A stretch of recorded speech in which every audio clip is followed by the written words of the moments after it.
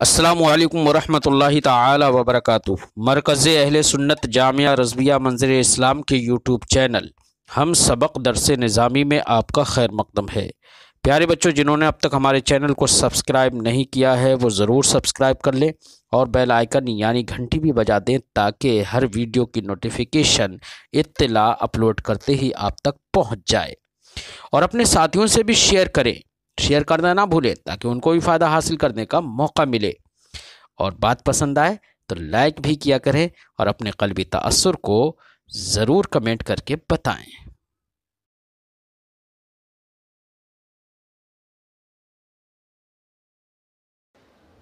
بسم اللہ الرحمن الرحیم۔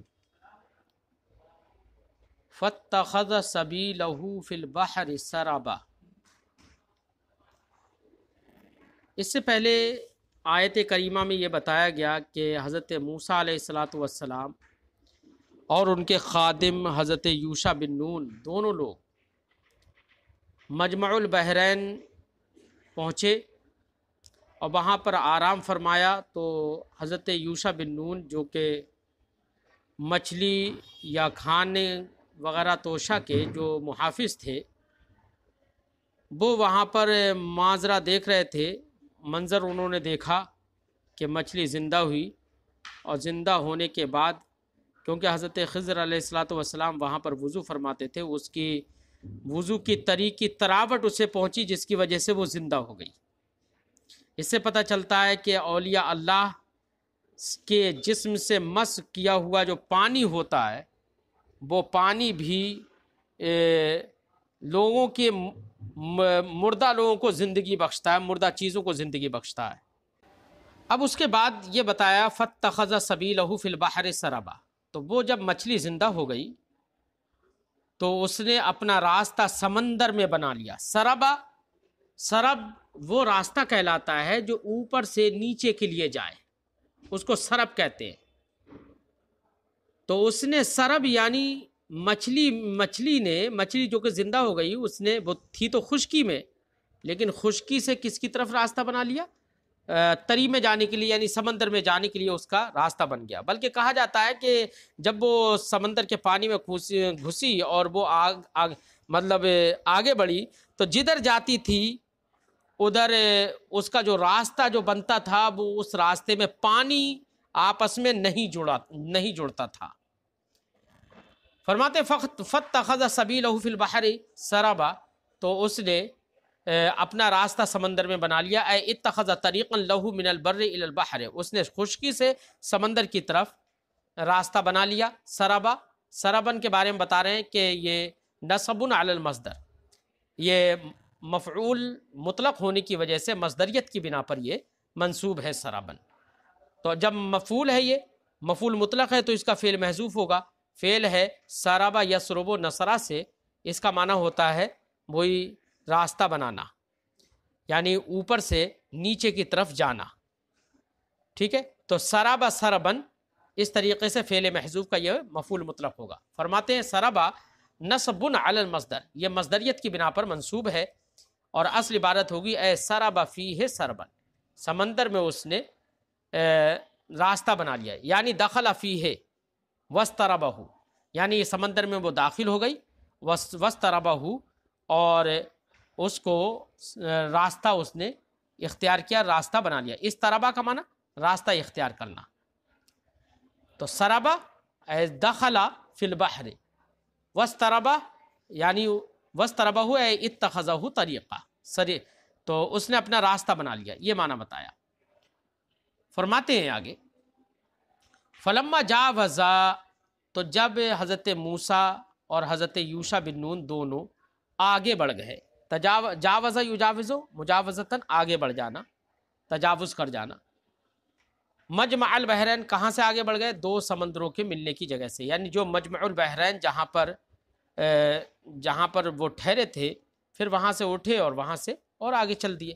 جب مجمع البحرین سے آگے بڑھ گئے، ثم نزلا، پھر دونوں کسی ایک جگہ پر جا کر ٹھہرے۔ وقد سار ما شاء اللہ، اور چل چکے تھے جو اللہ نے چاہا۔ تو جو اللہ نے چاہا یہ تفخیم کے لیے ہے، یعنی کافی چل چکے تھے۔ روایتوں میں ہے کہ ایک آدھا دن اور ایک پوری رات آگے چل چکے تھے، تو لگ بھگ یہ 1.5 دن ہو گیا، 1.5 دن آگے چل چکے تھے۔ اس کے بعد تھکن محسوس ہوئی۔ جب تھکن محسوس ہوئی تو حضرت موسیٰ علیہ السلام نے فرمایا، قالا فرمایا موسیٰ علیہ السلام نے لے فتاح اپنے نوجوان خادم سے کیا کہا، آتنا غداءنا لقد لقینا من سفرنا هذا نصبا، آتنا غداءنا، آتا یوتی ایتا دینا، آتنا تم ہم کو دے دو، غداءنا ہمارا کھانا، غدا کہتے ہیں دوپہر یا صبح کے کھانا کو، پھر بعد میں یہ غدا مطلقاً کھانے کے معنی میں استعمال ہونے لگا۔ لقد لقینا، لقیہ یلقا کا معنی ہوتا ہے دو چار ہونا، ملنا، من سفرنا ہمارے اپنے اس سفر سے، ہاذا نصبا، نصب کا معنی ہوتا ہے تھکان، تو معنی ہوگا حضرت موسیٰ علیہ السلام نے کہا اپنے نوجوان سے، آتنا غداءنا، تم ہمیں ہمارا کھانا دو، لقد لقینا فی من سفرنا ہذا نصبا، ہم اپنے اس سفر سے بہت تھک گئے ہیں، بہت تھکن سے دو چار ہوئے ہیں۔ نصبن کا معنی بتا رہے ہیں تعبن، یعنی تھکن ہو گئی ہے، تھکن آ گئی ہم پر۔ ولم یتعب ولا جاع، فرماتے ہیں صاحب تفسیر کے حضرت موسیٰ علیہ السلام اب تھکے، ولم یتعب ولا جاع قبل ذالک، اس سے پہلے تھکے بھی نہیں، یعنی پورا 1 یا 1.5 دن کا راستہ طے کرنے کے بعد تھکن ہوئی، کیونکہ اللہ کو یہ منظور تھا کہ یہ لوٹ کر پھر وہیں پر آئیں گے، تو تھکن ہو گئی، تو انہوں یاد آیا کہ مچھلی کھانے کے لیے لے کر آئے تھے، وہ مچھلی ہی مانگ لے، تھکن کچھ کم ہو۔ تو جب مچھلی کے بارے میں جب معلوم کیا تو پتہ چلا کہ وہ وہاں پر اپنا راستہ بنا کر سمندر میں چلی گئی زندہ ہو کر۔ تو حضرت موسیٰ علیہ السلام نے فرمایا کہ ارے وہی جگہ تو ہم تلاش کر رہے تھے، وہاں پر بتانا چاہیے تھا۔ تو حضرت یوشع بن نون نے کہا کہ مجھے تو شیطان نے بھلا دیا، میرا تو ارادہ تھا کہ جب آپ آرام کر کے اٹھیں گے تو پھر میں آپ کو بتاؤں گا، لیکن میں بھول گیا اور مجھے شیطان نے یہ بھلوا دیا۔ تو پھر وہیں پر لوٹ کر پلٹ کر واپس گئے۔ وہی ہے آگے واقعہ۔ قال ارائیت، تو حضرت موسیٰ علیہ السلام نے فرمایا کہ تم ہمارا کھانا دو، ہمیں اس سفر میں بڑی تھکن ہو گئی ہے۔ و نصبا کا معنی تعبا، یعنی تھکن، ولم یتعب ولا جاع قبل ذالک، اس سے پہلے نہ وہ تھکے تھے نہ بھوکے ہوئے تھے۔ قال، حضرت یوشع بن نون نے کہا، ارائیت اذ اوینا الی الصخرۃ، دیکھو جب ہم چٹان کے قریب ہوئے تھے، چٹان کی ہم نے جب پناہ لی تھی، وہاں پر آرام کیا تھا، یہی صخرہ یہ وہ وعدے کی جگہ ہے جہاں پر وعدہ کیا گیا تھا کہ وہاں پر وہ ملیں گے۔ تو وہی فرماتے ہیں یا موضع الموعد، یہی موضع وعد ہے۔ فإنی نسیت الحوت، تو انہوں نے کہا کہ جب ہم نے چٹان کی پناہ لی تھی، چٹان کے وہاں ٹھہرے تھے، تو فإنی نسیت الحوت، تو میں مچھلی کو بھول گیا۔ مچھلی کو نہیں بھولے تھے، مچھلی کو تو بھول ہی گئے، مچھلی تو یاد تھی لیکن بتانا بھول گئے تھے۔ وہی فرماتے فإنی نسیت الحوت، تو مچھلی کے بارے میں بتانا بھول گیا۔ ثم اعتذر، پھر اس کے بعد یوشع بن نون نے اعتذار کیا، عذر خواہی کی، فقال، تو کہا وما انسانی ہو الا الشیطان، اور مجھے وہ نہیں بلایا، مجھے نہیں بھلوایا مگر شیطان نے۔ تو انسانی ہو ہا کے ضمہ کے ساتھ، یہ امام حفص کی روایت ہے، قرات ہے، انسانی ہو الا الشیطان بے القاء الخواطر، شیطان نے کیسے بھلا دیا؟ بے القاء الخواطر فی القلب، دل میں وسوسے ڈال کر، دل میں وسوسے ڈال کر۔ ان اذکرہ وما انسانی ہو ان اذکرہ وما انسانی ہو الا الشیطان ان اذکرہ، تو یہ ان اذکرہ کے بارے میں بتا رہے ہیں، یہ انسانی ہو کی جو ہا ضمیر ہے جو کہ مفعول ہے، اس سے بدل واقع ہے۔ جب بدل واقع ہے تو مقصود بالنسبت یہی ہے، جب مقصود بالنسبت یہ ہے تو اب ہم اس ضمیر کی جگہ پر گویا کہ ہم اسی کو رکھ کے دیکھ لیتے ہیں۔ تو ان مصدریہ ہے، چونکہ اذکرہ فعل مضارع ہے تو اس لیے ان مصدریہ فعل مضارع کو یہاں پر مصدر کے معنی میں کر دے گی، اس لیے ذکر کے معنی میں ہو جائے گا۔ جب ذکر کے معنی میں ہو جائے گا تو اب ہم کہیں گے وما انسانی ذکرہ الا الشیطان، اب اس معنی میں ہو جائے گا۔ اس لیے صاحب تفسیر فرماتے ہیں ان اذکرہ بدل من الہا، یہ انسانی ہو میں جو ہا ہے اس سے یہ بدل واقع ہے، اور جب بدل ہے تو اب کیا مطلب ہوگا؟ تو فرماتے ہیں اے مطلب یہ ہوگا वमा अंसानी ज़िक्रहु, तो ज़िक्रहु देखो मस्दर के अन मस्दरिया को मस्दर के माना में लेकर उसको मस्दर से तावील कर लिया। फरमाते हैं अब माना होगा वमा अंसानी ज़िक्रहु इल्ला शैतान, उसका याद दिलाना मुझे नहीं भुलाया मगर शैतान ने। वत्तखज़ सबीलहु फिल बहरी अजबा, अब आगे फरमाया कि वहाँ पर जब हम लोगों ने किया था, वहाँ पर आराम किया था, तो वहाँ पर बीच में तो अपना एतज़ार पेश किया, फिर बाद में फरमाया वत्तखज़ सबीलहु फिल बहरी अजबा, और उस मछली ने समंदर में अपना ताज्जुब खेज़ रास्ता इख्तियार कर लिया। कैसा ताज्जुब खेज़ रास्ता इख्तियार किया कि जिधर भी वो चाहती थी चलती थी तो उसके पीछे का जो रास्ता होता था वो रास्ता बंद नहीं होता था, वो खुला रहता था, यानी पानी आपस में मिलता नहीं था। फरमाते वत्तखज़ सबीलहु फिल बहरी अजबा, ताज्जुब खेज़ अजीब व गरीब समंदर में उसने अपना रास्ता बनाया। वह हुआ अन्ना असरहु बक़िया इला हैसु सारा, वही तौर के उसका निशान बाकी रहता था जिधर भी वो चली जाती थी, यानी पानी आपस में मिलता नहीं था, तो पूरी सुरंग बन जाती थी। काला ज़ालिका मा कुन्ना नबगी, हज़रत मूसा अलैहिस्सलाम ने कहा इसी को तो हम तलाश कर रहे थे। मा कुन्ना नबगी, तो नबगी में साहिब तफसीर क़िरातें बयान कर रहे हैं।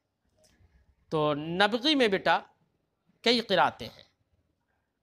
एक क़िरात तो इब्न कसीर मक्की की है।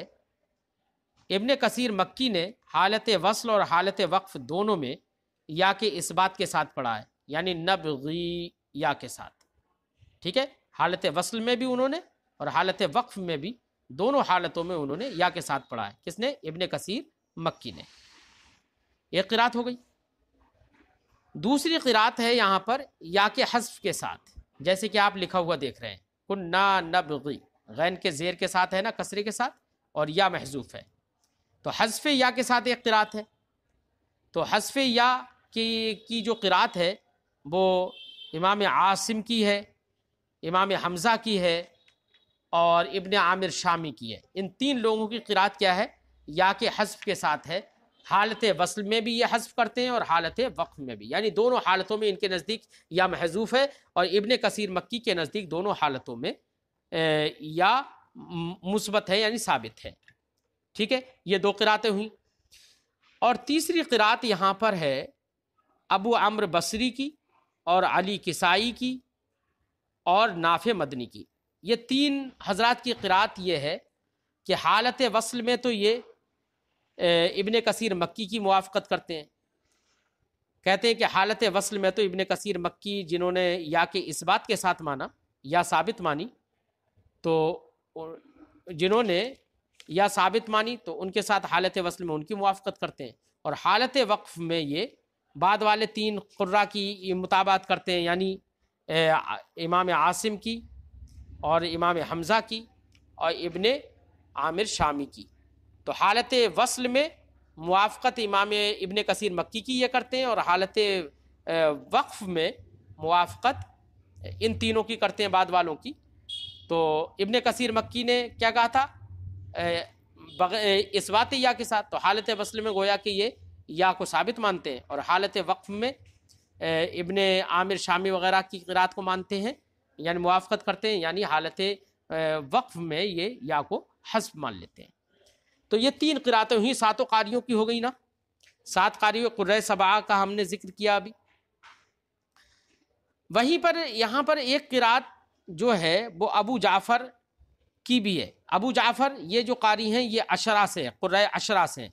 तो सात कारी तो ये हुए, तीन कारी और हैं, सातों इन्हीं तीन और सात पूरे 10 कारी हो जाते हैं, इसलिए ये क़ुर्रा अशरा कहलाते हैं सब, और तीन को निकाल दो तो वो क़ुर्रा सबआ कहलाते हैं, 7। तो क़ुर्रा अशरा में से अबू जाफ़र भी हैं। तो अबू जाफ़र जो हैं वो हालत वस्ल में या के साथ मानते हैं। किसके साथ? हालत वस्ल में या के साथ नबगी, और हालत वक्फ में बग़ैर या के मानते हैं नबगी, ठीक है। ऐसी क़ुर्रा अशरा में से एक याकूब भी है। एक कारी कौन है? याकूब। उन्होंने हालत वस्ल और हालत वक्फ दोनों में इब्न कसीर मक्की की मुवाफ़क़त की है, और उन्होंने कहा कि हालत वस्ल और हालत वक्फ दोनों में या को साबित रखेंगे, यानी नबगी या के साथ पढ़ेंगे। تو یہ 10 قاریوں کی ہم نے قراتیں بیان کر دی، اس میں سے کچھ قراتیں صاحب تفسیر بیان کر رہے ہیں۔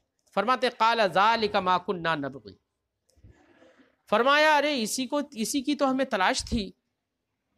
ما کنا نبغی، نبغی کا معنی ہے نطلب، اسی کو تو ہم طلب کر رہے تھے، اسی کو ہم تلاش کر رہے تھے۔ وبالیا، یا کے ساتھ نبغی مکی، ابن کثیر مکی کی قرات ہے۔ وافقہ ابو عمرو، اور ابو عمرو نے بھی ان کی موافقت کی ہے، ابو عمرو بصری نے، ایسے ہی علی کسائی نے اور نافع مدنی نے، انہوں نے بھی ان کی موافقت کی ہے، لیکن کس میں؟ حالت وصل میں۔ وہی فرماتے ہیں ابو عمرو بصری نے، علی کسائی نے، و مدنی، مدنی سے مراد نافع مدنی، نافع مدنی نے ان کی موافقت کی ہے فی الوصل، حالت وصل میں۔ و بغیر یا، اور یا کے بغیر، یعنی نبغے جیسے کہ یہاں پر رسم الخط ہے، فیہما دونوں حالتوں میں، یعنی حالت وصل اور حالت وقف دونوں میں، بغیر یا کے بھی پڑھا ہے باقی 3 لوگوں نے، میں نے آپ کو بتایا تھا کیا؟ اتباع لخط المصحف، یہ کیوں پڑھا ہے؟ خط مصحف کی اتباع کرتے ہوئے۔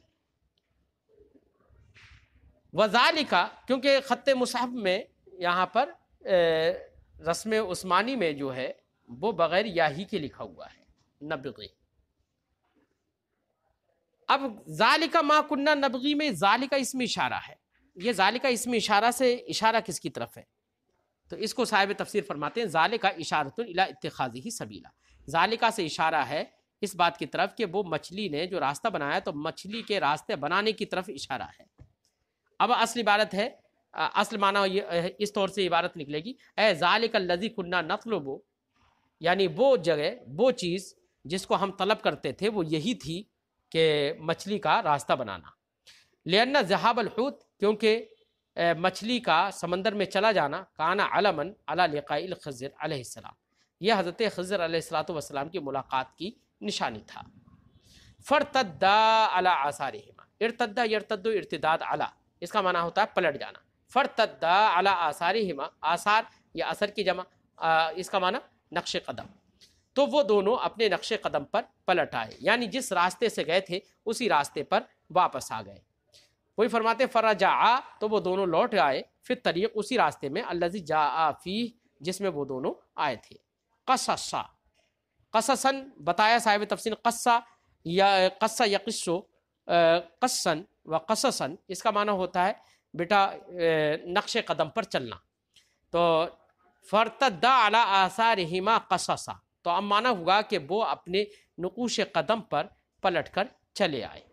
ٹھیک ہے، وہی بتاتے ہیں کہ قصصاً یہ منصوب ہے فعل محذوف کی بنا پر، اصل ہوگی عبارت یقصو قصصاً، ٹھیک ہے، یہ عبارت ہوگی، تو فعل محذوف مان لیا، اور قصصاً یہ مفعول مطلق ہے، منصوب ہے اسی مفعول مطلق ہونے کی وجہ سے۔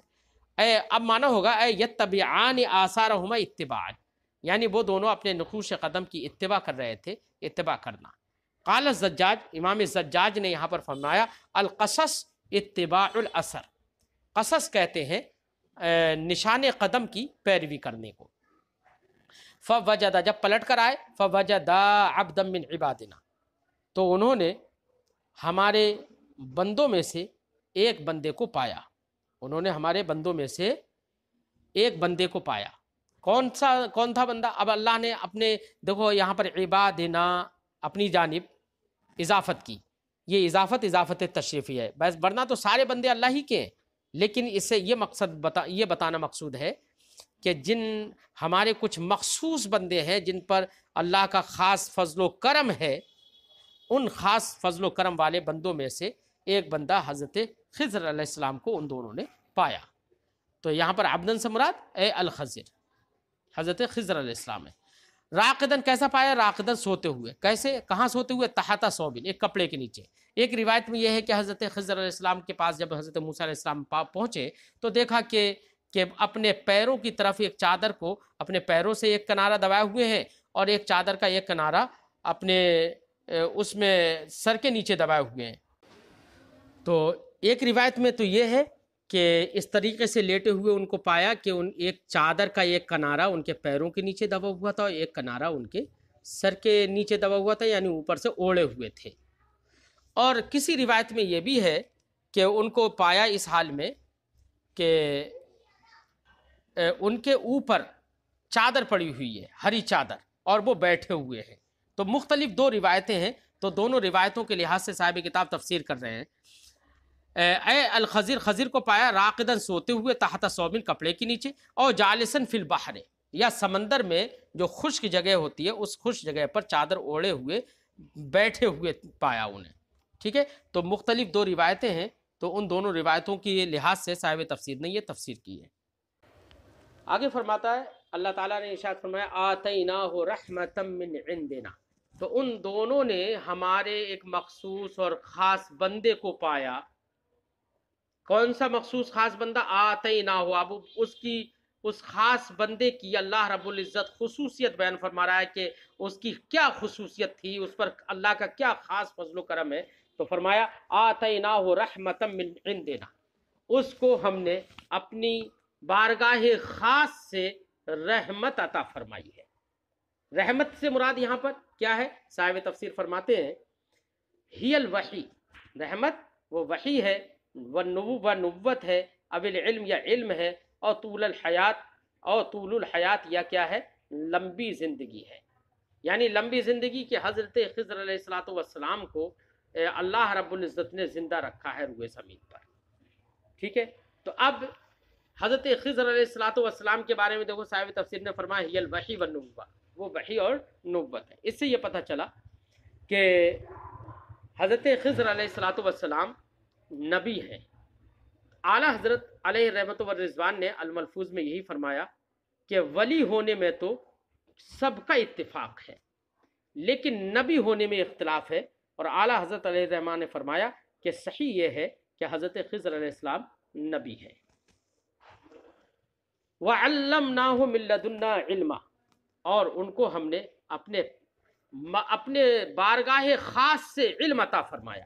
تو علم لدنی، یہاں پر من لدنا علم، اپنی بارگاہ خاص سے علم عطا فرمایا۔ تو دیکھو اللہ رب العزت اپنی بارگاہ خاص سے جس کو علم عطا فرما دے وہ علم لدنی کہلاتا ہے، یعنی اس نسبت کرنا ہے اللہ کی جناب خاص کی جانب، کہ اللہ اپنی بارگاہ خاص سے جس کو جو علم عطا فرمائے، جو چیز عطا فرماتا ہے، وہ علم لدنی ہے، جس میں بندے کے کسب کا کوئی دخل نہیں ہوتا ہے، وہ علم لدنی، اور بندہ اپنے کسب سے کچھ حاصل کرتا ہے، اگرچہ خلق تو وہاں پر بھی اللہ ہی فرماتا ہے، لیکن بندے کے کسب کا دخل ہوتا ہے، اس کو علم کسبی کہتے ہیں۔ تو یہاں پر من لدن علم، یہ اللہ نے اپنی بارگاہ کے فرمایا کہ ہم نے اس کو اپنی بارگاہ سے علم خاص عطا فرمایا، علم عطا فرمایا۔ کیا کا علم؟ تو فرماتے صاحب تفسیر یعنی الاخبار، یعنی الاخبار بالغیوب، غیب کی خبریں دینا، یعنی ان کو جو ہم نے علم عطا فرمایا وہ غیب کی خبریں دینے کا، وہ غیب کی باتیں بھی جانتے تھے چونکہ نبی تھے۔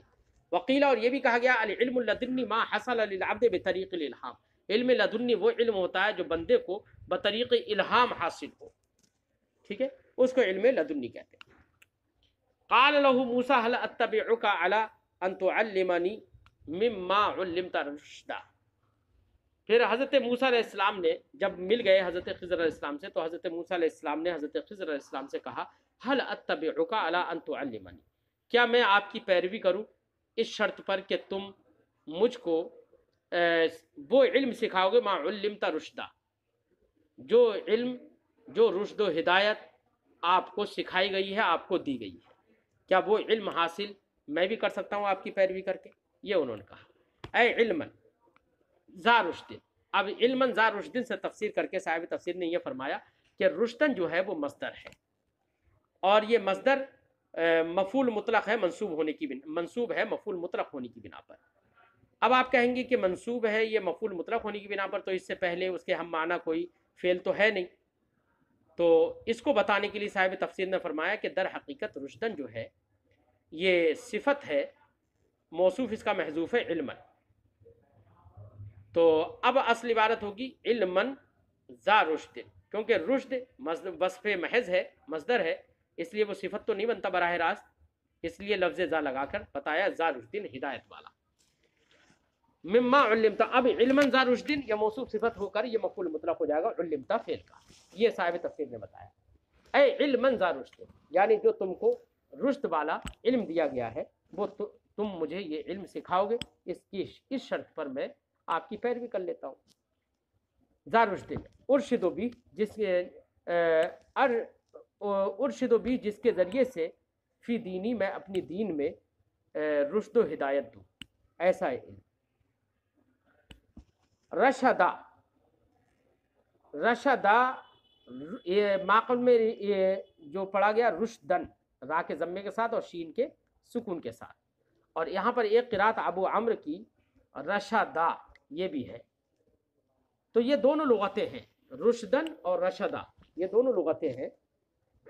ये ऐसे ही हैं जैसे कि बुख़ल और बख़ल, ठीक है। वफ़ी है दलील, अब साहिब तफसीर फरमाते हैं फ़ी है दलील। यहाँ पर देखिए हज़रत मूसा अलैहिस्सलाम भी नबी थे, उनको भी अल्लाह ने गैब का इल्म दिया था, वो भी नबी थे, बहुत इल्म रखते थे। उसके बावजूद हज़रत मूसा अलैहिस्सलाम ने जब ये सुना कि मुझसे ज़्यादा जानने वाला भी कोई है, तो हज़रत मूसा अलैहिस्सलाम ने तामुल नहीं किया, बल्कि मज़ीद इल्म की तलाश में निकल पड़े। ये दलील है इस बात पर कि आदमी कितना ही बड़ा काबिल और कितना ही बाइल्म हो जाए, उसके बावजूद उसको मज़ीद और आगे इल्म तलाश करते रहना चाहिए। वही फरमाते हैं वफ़ी है दलील, इसमें दलील है इस बात पर अन्नहु ला यंबगी लिअहदिन के किसी के लिए मुनासिब नहीं है अन यत्रुका तलबल इल्म कि वो इल्म को तलाश करना, इल्म को तलब करना छोड़े। व इन काना कद बलगा निहायता, अगरचे वो इल्म की इंतहा को पहुँच गया हो। और इसमें एक बात इस बात पर भी दलील है अन यतवाज़अ लिमन हुवा अअलमु मिन्हु, कि हज़रत मूसा अलैहिस्सलाम ने बड़ी तवाज़ो और अदब के साथ कहा कि हल अत्तबिउका अला अन तुअल्लिमनी मिम्मा उल्लिमता रुश्दा।